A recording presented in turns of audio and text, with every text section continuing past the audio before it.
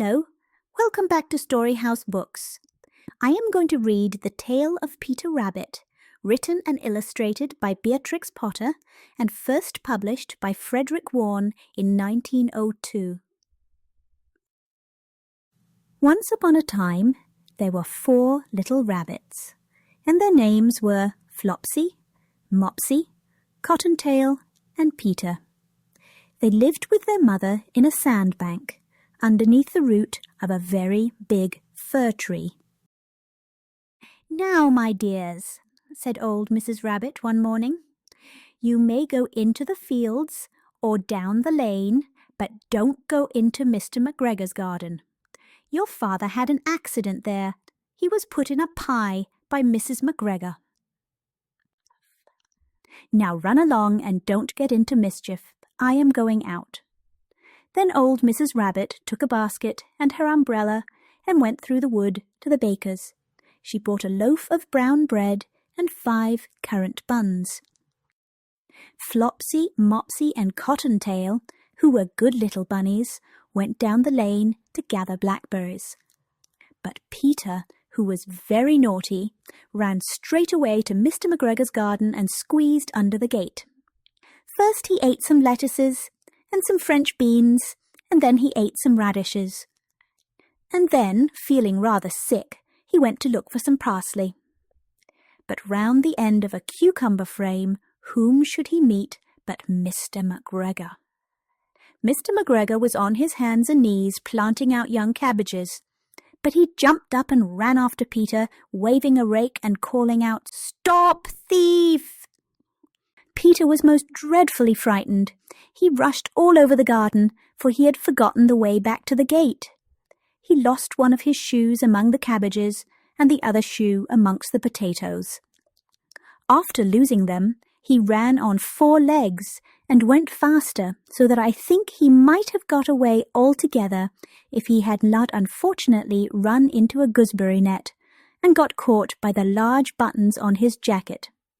It was a blue jacket with brass buttons, quite new. Peter gave himself up for lost and shed big tears, but his sobs were overheard by some friendly sparrows, who flew to him in great excitement and implored him to exert himself. Mr. McGregor came up with a sieve, which he intended to pop upon the top of Peter. But Peter wriggled out just in time, leaving his jacket behind him, and rushed into the tool shed and jumped into a can.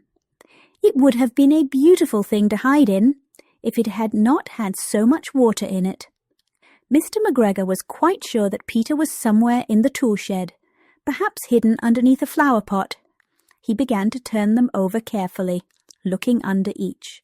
Presently Peter sneezed. "Tertchoo!" Mr. McGregor was after him in no time, and tried to put his foot upon Peter, who jumped out of a window, upsetting 3 plants. The window was too small for Mr. McGregor, and he was tired of running after Peter. He went back to his work. Peter sat down to rest. He was out of breath and trembling with fright, and he had not the least idea which way to go. Also, he was very damp with sitting in that can. After a time, he began to wander about, going lippity, lippity, not very fast, and looking all around. He found a door in a wall, but it was locked, and there was no room for a fat little rabbit to squeeze underneath.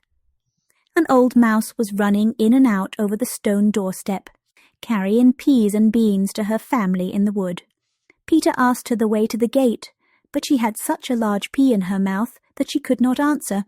She only shook her head at him. Peter began to cry. Then he tried to find his way straight across the garden, but he became more and more puzzled. Presently he came to a pond where Mr. McGregor filled his water cans. A white cat was staring at some goldfish. She sat very, very still, but now and then the tip of her tail twitched as if it were alive. Peter thought it best to go away without speaking to her. He had heard about cats from his cousin, little Benjamin Bunny. He went back towards the tool shed, but suddenly, quite close to him, he heard the noise of a hoe. Scritch, scratch, scratch, scritch. Peter scattered underneath the bushes.